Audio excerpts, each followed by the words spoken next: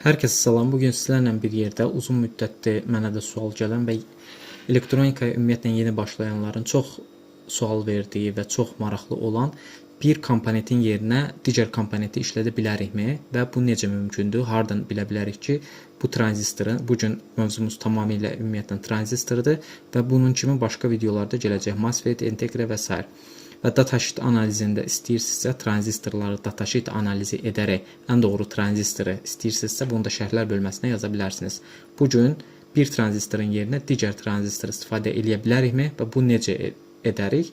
Bu sualın cavabını bir yerdə görəcəyik. Demək, ilk öncə Google-dan istifadə edəcəyik. Google-da substate və yaxud da ki, ekvivalent yazaraq, bunlar əvəz və əvəz edici deməkdir. Bu əvəz deməkdir, bu da əvəz edici deməkdir. Ekvivalent ümumiyyətlə Azərbaycanca'da ekvivalent gedir. Google-a yazaraq Google-dan məlumat ala bilərik. Google-un da bilirsiniz, yeni süni intellekt dəstəyi var. Süni intellektdən birinci axtarış yerində sizə cavabı deyir. Demək, BC547 tranzistorun yerinə BC548 və BC549 tranzistorunu eyni zamanda 2N3904, 2N2222 tranzistorunu istifadə edə bilərik. Burada da ekvivalent yazanda yenə eyni bir cavabı görürük. Əgər burada ingiliscə cavab çıxırsa, birbaşa qarşısına nədir deyə yazsaq, burada türkcə və yaxud da ki, Azərbaycanca cavab ala bilərik. Nədir yazsaydıq Azərbaycanca, nedir yazdıq deyə türkcə cavab alırıq. Gördüyünüz kimi, ən populyar alternativ bir çox devrədə BC547 yerinə sorumsuz qarşılıq ancaq yüksək frekanslı devrələrdə kapasitans farkından dolayı ufaq performans dəyişiklikləri ola bilir. Demək, bunları mən hər birini tək-tək sizə izah edəcəm.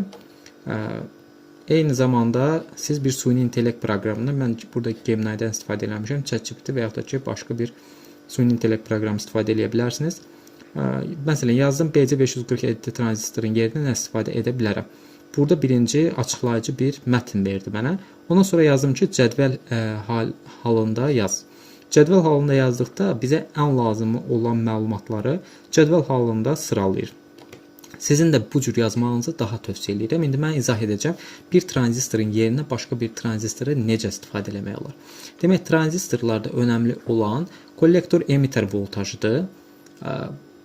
Bu önəmli olsa da tranzistorların işlənmə yerlərinə görə bu o qədər də çox anlaşanlı önəmli olmur. Çünki 12 voltluq relə, 24 voltluq relə və yaxud da ki, yüksək güclü ola bilər biraz LED yandırıb söndürmə, açılıb bağlama işlərində istifadə olunur deyə tranzistorlar artıq. Bunun üçün anlaşanlı önəmi yoxdur. Baza və kollektor voltaj. Demək, BC547-də 45 voltdur. Bu 3904-də 40 voltdur. Məsələn, burada BC548-də 30 voltdur. Kiçik bir relə açıb bağlayacaqsınızsa, bunun önəmi yoxdur. Dövrənizdə baxırsınız, 12 voltluq bir dövrədir, ya 5 voltluq bir dövrədir. Bir mikrokontrollerdən bir ədəd relə açıb bağlayır və yaxud da ki, hansı bir proyekt qurursunuz, o proyektinizi 1.5 voltluq, ümumiyyətlə 5 voltluq və yaxud da ki, 12 voltluq bir bəsləmə gərginliyi var. Burada hər birini istifadə edə bilərsiniz. Baza kollektor voltajı arasında buradakı hər birini demək olar istifadə edə bilərsiniz. Növbəti addım 100 mA. Onsuz BC547 üstündən çox aşağı amper dəyəri keçirir. Yəni milliamper səviyyəsindədir. 100 mA gördüyünüz kimi hər biri 100 mA keçirə bilir. Sadəcə BC337 və 2N3904 tranzistorları biri 200 mA, bir də 800 mA-yə qədər üstündən keçirə bilir. Rahatlıqla üstündən keçirəcəyi kollektor axını baxırıq. Burada hər birini istifadə edə bilərik. Növbəti adım nədir? Ayaq sırası. Ayaq sırasına baxdıqda BC547-nin datasheetinə baxırıq. Bu cür Google-a datasheet yazıb şəkillər bölməsindən istənilən bir datasheeti tapa bilərsiniz və yaxud da ki, ümumiyyətlə tümü bölməsindən al datasheetdən datasheetə baxa bilərsiniz. Onu da qısaca göstərim sizə. Al datasheetə girdiniz, bir dənə tranzistorun qarşısındakı PDF-ə vurdunuz. Burada birinci görsələ vurub alta geçsəz datasheetini görmüş olarsınız. Amma bu cür sizə ön bilgilər, sadəcə ayaq nömrəsi lazımdırsa, bu zaman nə edəcəksiniz? Sadəcə, demək, burada bir dənə geri qayıdım. Görsəllərə girib hansısa bir tranzistorun data sheetinə baxa bilərsiniz. Demək, ayaq sırasına baxırıq. Mən fərz eləyirəm ki, bir dənə dövrəmizdən birbaşa bir tranzistoru çıxartdıq. Bu BC547-dir və bu tranzistorun yerinə başqa bir tranzistor yerləşdirəcək. Əlimizdə olan tranzistorlarımız bəllidir. Demək, BC547-nin birinci ayağı kollektor, ikinci baza, üçüncü emitterdir. Bu sıraya uyğun bir tranzistor bağlamalıyam ki, o dövrəmiz işləsin. Burada 80-50 tranzistoruna baxıram. Çox üzr istəyirəm. 80-50 tranzistorunda birinci emitter, ikinci baza, üçüncü kollektor. Bu tranzistoru demək ki, rahatlıqla istifadə eləyə bilərəm. Ancaq necə? Tərs bağlayaraq, tranzistorun yönünü tərs bağlasam çıxartdığım istiqamətdən birinci ayağımız olacaq kollektor, ikinci baza, üçüncü emitter. Düz bağlasam işləyərmi? Bəzi dövrələrdə işləyər. Yəni emitter və kollektorun yerini dəyişəndə bəzən işləyir, bəzən isə işləmir, bəzən isə sağlam olmadan işləyir. Yəni burada emitter və kollektorun yönünə diqqət eləmək lazımdır. Ondan sonra məsələn burada başqa hansı tranzistorum vardı? Demək 2N2222 yenə baxıram emitter, baza və kollektor. Bunu da yenə tərsinə bağlayaraq həmin tranzistorun yerində işlədə bilərəm. Üçüncü olaraq nəyə diqqət eləməliyəm? Gövdə nömrəsinə. Burada demək case kod yazdıqda biz Google-a bu cür qarşımıza şəkil çıxır. Buradan gövdə kodlarına baxırıq. Bizim çox tanış olduğumuz TU92 BC547-nin gövdə kodudur. Ondan sonra TU126 çox istifadə olunur bu gövdə kodları da. Və ondan sonra TU202 və yaxud da 220 ən çox istifadə olunan MOSFET-lərdə, tranzistorlarda gövdə kodlarındandır. Bu gövdə koduna uyğun bir gövdə kodundan eləməlisiniz. Çünki bu gövdə kodu o deməkdir ki, tranzistor nə qədər güclüdür, üstündən nə qədər axın keçirə bilər. Yəni BC547-nin yerinə bu cür tranzistor istifadə eləyə bilərsiniz. Ancaq bu səfər də qatsay deyilən bir tranzistorda beta dəyəri var. Bu tranzistorlarda beta dəyəri aşağı olur. Ancaq bu tranzistorda daha yuxarı olur. Yəni istifadə eləyə bilərsiniz aç-bağla dövrələrində. Ancaq o qədər də verimli olmayacaq. Elə də TU220 gövdə kodundan olan tranzistorlar bu cür tranzistorlar əvəz eləməyin. Çünki onsuz sizə süni intellekt elə bir tranzistor tövsiyə eləməz, amma yenə olsa bu da bir xəbərdarlıqdır. Ayaq nömrəsinə baxdıq, hətta burada quraşdırılma qeydi yazılıb. Məsələn, BC546-nı tövsiyə edib. Birinci 65 volt dayanıqlı bir tranzistordur. 100 mA üstündən keçirir. Deyir ki, birə-bir eynidir. Daha yüksək gərginliyə dözür. Ən ideal variant budur. Məsələn, ideal olmayan variant. Diqqət, ayaqları tərsinədir. Plataya quraşdırarkən tranzistoru 180 dərəcə çevirin. Yəni tərsinə çeviririk. Demək, bir-biri ilə eynidir. Güclü LED, relə və motor idarə edilirsinizsə, daha çox cəryan dözür. Daha çox cəryanı dözür. Bax, görürsünüz. Demək, güclü reləni, LED-ləri, motorları istifadə edirsinizsə, yəni tranzistorumuzda əsasən axına dözməyib yanıbsa, məsələn 337-ni istifadə eləsəz, daha yuxarı cəryanı dözür. Elə də 2222 tranzistoru 800 mA qədər o da dözür. Hətta açarlama sürəti daha çoxdur. Bir də açarlama sürəti var. Məsələn 2222 tranzistorunun ekvivalentinə baxaq. Burada tümündən gəlirəm.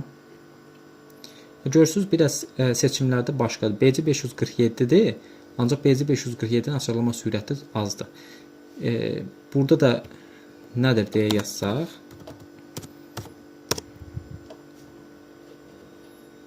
Bax, N-i tam eş deyir. BC547, BC548 deyir. Ancaq, yəqin ki, açıqlama verib ki,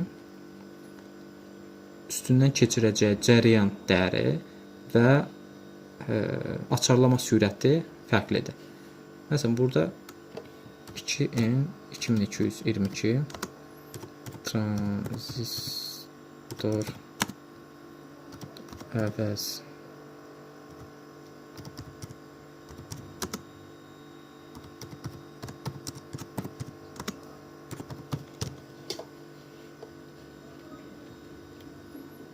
bax, İndi 2222 tranzistorunun alternativlərinə baxırıq.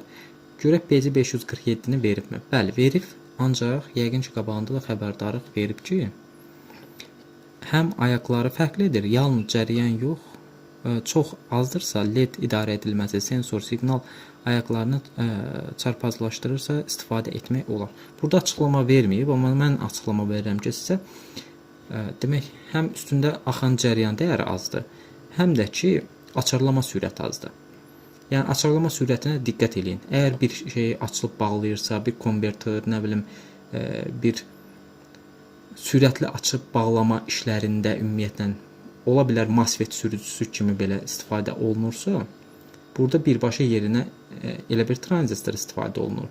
Edin ki, və yaxud da bunu Gemini-dan da soruşa bilərsiniz ki, açarlama sürətləri eyni olsun.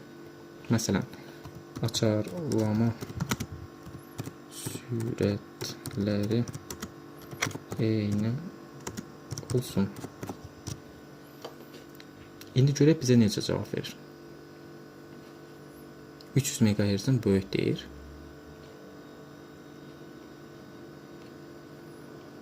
Baxın. 239 300 MHz-dən böyükdür. 200 mA dözür. Sürətli və ayaq düzülüşü eynidir. Lakin maksimum cəryanı azdır. Əgər dövrədə 200 mA-dən az cəryan çəkilirsə, açılma qapanma sürəti ilə eyni olacaq. Məsələn, MOSFET sürücüsü kimi istifadə olunubsa, 3904-ü rahatlıqla istifadə edə bilərsiniz. Çünki məsələn, MOSFET-lərin ayağından cəryan çəkilmir. Ancaq BC547-ni artıq burada görmürsünüz. Çünki açarlama sürətləri çox geridə qaldı. Bu da 100-210 MHz ilə işləyir. Ümumiyyətlə, dövrənizə də baxa bilərsiniz. Əgər açarlama sürətində kilohertzlərdədirsə, nə bilim 10 kilohertzdir, 50 kilohertzdir, 100 kilohertzdir, burada da istifadə eləyə bilərsiniz çox tranzistorları. Bu cür, yəni ayaq sırası, gövdə nömrəsi, üstündən tikilən cəryan, maksimum voltaj dözümü önəmli kriterlərimizdir. Bunlar əgər uyursa, başqa bir tranzistorda rahatlıqla istifadə eləyə bilərsiniz. Bilirəm, çox proyektlərə baxırsınız, eynisini etmək istəyirsiniz, ancaq alınmır. Çünki əlinizdə həmin tranzistor yoxdur. Bu tranzistorun əvəz edicilərini bu cür əvəz eləyə bilərsiniz. Növbəti videomuzda MOSFET-lər və yaxud da ki, rezistorlar, kondensatorlar və s. əvəz edicisini taparkən nələrə diqqət etmək lazımdır, bunlara değinəcək. Özünüzə yaxşı baxın, videomuza dəstək olmağı, yəni bəyənməyi, kanala isə abunə olmağı unutmayın ki, daha gözəl videolar sizin üçün çəkə biləm. Özünüzdən müğayət olun, gününüz uğurlu olsun.